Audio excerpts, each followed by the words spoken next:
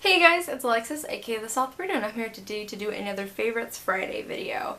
Favorites Friday is a thing I do on Friday where basically I pick a topic and I just discuss my favorites within that topic. And they're typically not book related. That being said, I will say I used to do Favorites Fridays every week, every Friday, but I'm going to drop it to doing it once a month.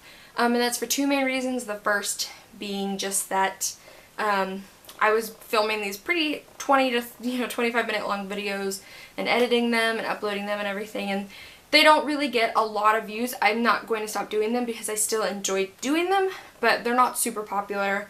And also too, Fridays at the beginning and end of the month typically are very hectic because they usually, during that time frame, we have TBRs and wrap-ups and book hauls, and I don't want to limit myself to that. I don't want to limit myself to the videos I can make just because I've set myself into doing something every Friday, especially when it's a month like this month where I'm doing Top 5 Wednesday most Wednesdays. So yes, so for that reason I'm going to drop it to doing it once a month. Still going to be on Fridays, probably the second or third Friday of every month. It'll probably depend. But yeah, so I am super excited. I think that's going to work out just a lot better. And yeah, so I'll go ahead and get into it. This month's topic is going to be my favorite TV shows. I've always been a big fan of TV. I've watched TV for a very long time. My family and I watch a lot of TV together. You know, we all sit in our respective places in our living room and we watch TV. That was a huge bonding thing for us growing up. It was a family bonding time for us because we would talk about it on commercial breaks and stuff and talk about next week and all that stuff. So a lot of these shows I will say I watched probably with my parents. Honestly, I got into them probably watching with my parents, and then some of these just are my favorites on their own. Alright, let's get into it. The first TV show I'm going to mention is Criminal Minds, and I know Criminal Minds is an incredibly popular TV show. It's one of my top 5 favorite TV shows. I love it so much. Criminal Minds is a crime drama that basically follows the Behavioral Analysis Unit, or the BAU, of the FBI as they are called into different cities and situations and asked to solve crimes that the local police can't. Typically, they often have to do with serial killers. Most of the episodes have to do with serial killers or serial arsonists, or things of that nature. I know that this show is not for everyone. It is kind of graphic, and it is, I mean, like, they describe some of the stuff that these serial killers do to these victims, and I know that, like, my grandma can't stomach it, and my grandma watches a bunch of crime dramas, but she can't do Criminal Minds because it's too graphic for her. But yes, Criminal Minds is so good, and, like, some of the, like, thought that goes into some of these episodes, and, like, this show's been going on for 9 or 10 seasons, I want to say, I don't quite remember, but just some of the thought that goes into some of these episodes is crazy. Like, you honestly are sitting there thinking, like, how could anybody come up with this stuff? And so, like, every episode is typically very suspenseful. Every episode keeps you on the seat. I actually own the first, like, 8 seasons on DVD, just because I love the show so much. Even though it's all on Netflix now, so, you know, future of the, of owning actual DVDs is slowly disappearing. That's not important, though. Another really awesome thing about Criminal Minds is just that the cast of characters in it you really grow to love and you fall in love with them, and they're so wonderful, especially Matthew Gray Gubler's character Reed, I love so much. But yeah, so like you really get to learn the BAU and the characters and their personal lives and how their job can kind of interfere with their lives, and it's a really good show. If you're looking for a crime drama, you don't mind the kind of graphic nature of the show, highly, highly recommend. The next one I'm going to mention is one of my favorite sitcoms, also one of my top 5 favorite shows of all time, and that is Parks and Recreation. I'm sure you guys have heard of Parks and Rec. I actually only got into Parks and Rec, I think like maybe a year ago, 2 years ago, when my friend Elena, who is a diehard Parks and Rec fan, she was like, "You've never seen Parks and Rec?" And I was like, "No." And she was like, "Okay." She was like, "Come over to my house and we're gonna watch the first season. It's only 6 episodes. She was like, "You're gonna love it." And I remember watching the first season and being kind of unsure. I was kind of like, I don't know. I was like, And then I decided to continue watching through the rest of the seasons, and I fell so in love with it. I love Parks and Rec so much. Of course, Parks and Rec has Amy Poehler. It's produced by Amy Poehler. And she is so funny, but the whole cast in that TV show is so good. Aubrey Plaza, Chris Pratt, Nick Offerman, Aziz Ansari. Like, the whole cast is so good, and it's so funny, and I definitely don't, it's not quite as dry as The Office is in terms of humor, but it's so good, and a lot of it was done with improv comedy, which is really, really awesome, and it's just, it makes me laugh. I've rewatched Parks and Rec, the entirety of it, I think maybe 3 times, and it always, like, still is a struggle to get through that final season because my heart hurts so much while I watch it. But it's so good, and it's just so funny, and just some of the antics that the characters get into that show are just absolutely ridiculous. But I love Parks and Rec so much, and if you haven't checked it out, do yourself a favor and watch it, because you will completely laugh your butt off. The next one I'm going to mention is an animated series that I started watching when I was a kid, and here I am 22 years old, and I still love it to bits, and that is Avatar: The Last Airbender. I remember watching Avatar as a kid. Like, I remember going to sleepovers at other people's houses, and the TV was on, and Avatar happened to be on, and I was like, Avatar! And then I remember watching it again when I was a teen, probably 14 or 15 or so, and completely falling in love with it all over again. And every now and then I'll go back and just rewatch an episode here or there that I absolutely love. And it just, yes, like, Avatar is so good, and it's probably one of the best American animated TV shows that's ever existed, in my opinion. But, you know, there's 2 real components that I really, really love about Avatar. The first is that I just love the Avatar world, and just kind of how the story is laid out and how it progresses, and it really is really good storytelling, but also you love Avatar for the characters. Like, just following along in Avatar with Aang, Katara, Sokka, Appa, Momo, later Zuko, like, it's so fun, and you feel like you're part of the journey, and you're part of the ride, and you're part of the adventure, and it's great. And Toph, I forgot Toph, how could I forget Toph, who is an absolute gem. But, like, just every character, like, even the bad guys in Avatar are so well developed and crafted, and that's why, like, anytime somebody tells you that, like, kids shows can't be really well done and can't be masterful, call them out on that, because Avatar is all around just exquisitely done. Everything about it is so good. The next one I'm going to mention is actually a Starz miniseries. And that is Pillars of the Earth. I haven't read the book by Ken Follett, but I definitely intend to, because of how much I love this series so much. And Pillars of the Earth tells the story of basically this family who shows up in this village, and the patriarch of this family is an architect. And around the time that they show up, the church in this village burns down, and the patriarch of this family gets commissioned to build a new church.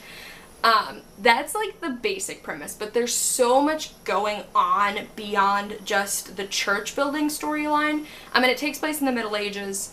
I'm not exactly sure on when the time frame is, but it's like there's so much going on. A lot of it is about war and politics, but there's also, you know, romance and the family theme, and it's so good. It's only 8 or 9 episodes, I don't quite remember, and each one's like an hour and 25 minutes, an hour and a half, I think, but it's so worth it. This is the TV show that completely sparked my love for Eddie Redmayne. If you guys don't know, Eddie Redmayne is one of my favorite actors. I absolutely adore him. And this was kind of his first huge TV role. This was kind of one of the big roles that he first landed on screen, because he started out in theater, and his role in Pillars of the Earth as Jack is so phenomenal. He totally does such a good job with it, and it's wonderful. Again, I haven't read the book by Ken Follett that the TV show is based on, Pillars of the Earth, but Pillars of the Earth is so good.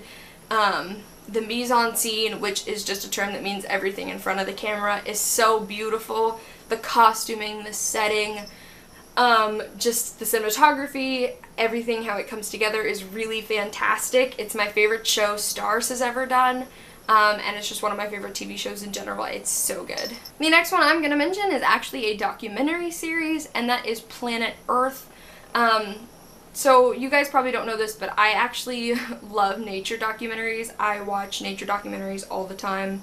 I'm usually always currently watching a nature documentary, and Planet Earth is by far my favorite.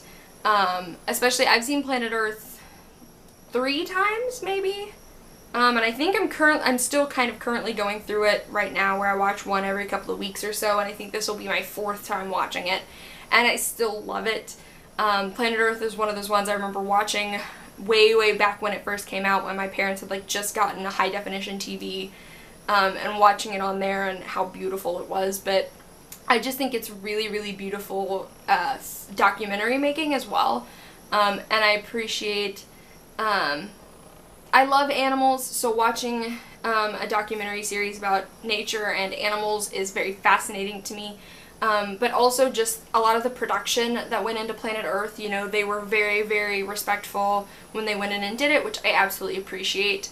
And a lot of the stuff that they talk about in Planet Earth typically has a lot to do with environmentalism as well. They definitely always sneak in little environmental messages here and there, which I very much appreciate, because that's such an important thing, obviously, when you're looking at nature documentaries.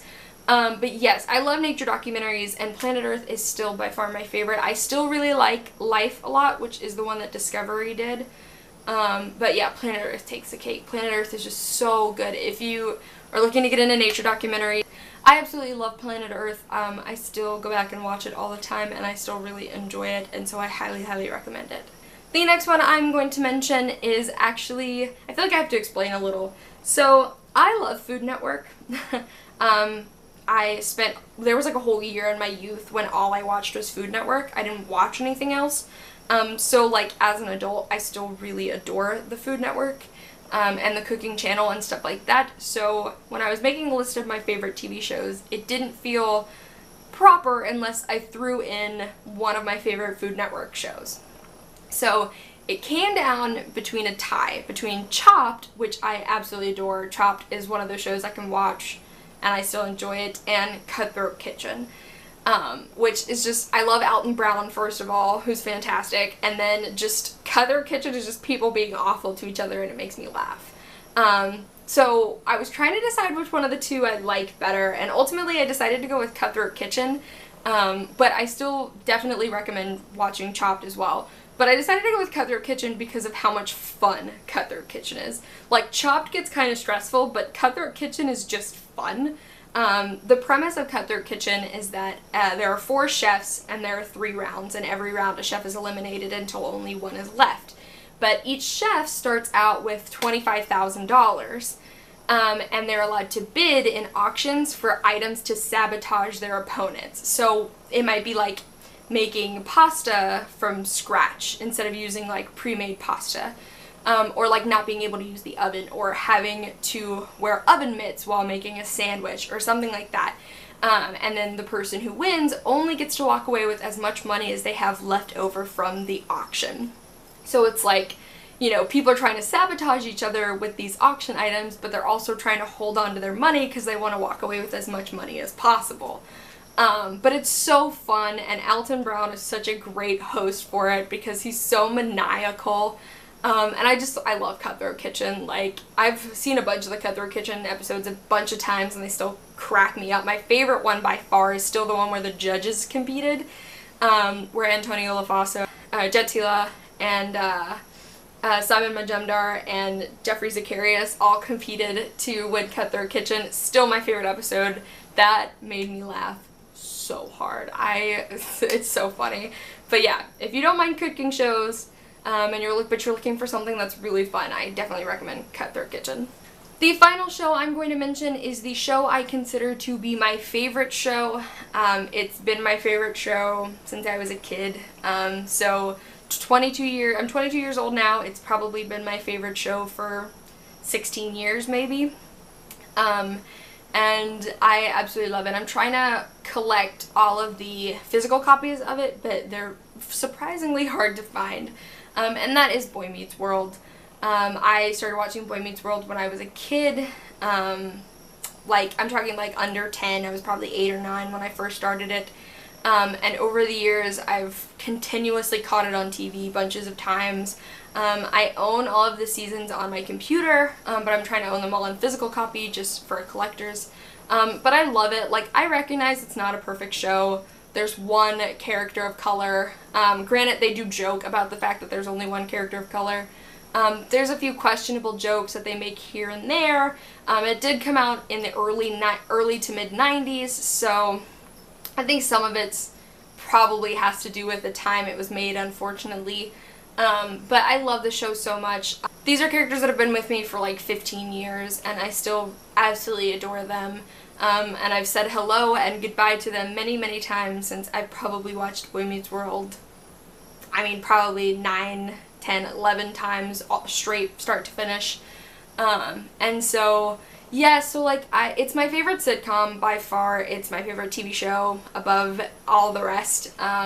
Basically, Boy Meets World follows Corey Matthews as he's starting middle school, I want to say, and it basically follows him all the way up until he graduates college, and it's kind of just about, you know, him growing up, and about him and his friends and his family and the girl he loves, and it's kind of just about the different things that go on in their lives over this span of, you know, what, probably 10 years.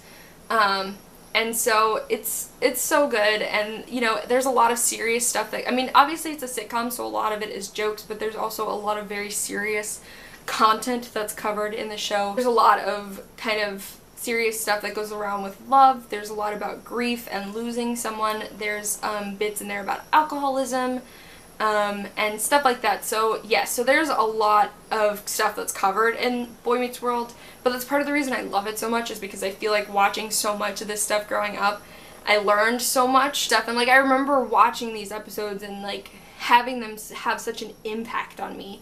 And so like even now being 22, I still watch them and I still feel that like emotional connection to these episodes and this content. And yes, I love Boy Meets World so much. It's my favorite. It'll always be my favorite. I doubt I'll ever watch a show that will ever have the effect on me that Boy Meets World did, and I absolutely adore it so much. If you're gonna watch anything off of this list, please let it be Boy Meets World. Alright guys, so that was this month's Favorites Friday video. You guys should let me know down below maybe what are some of your favorite TV shows, and I'll see you guys soon with another video.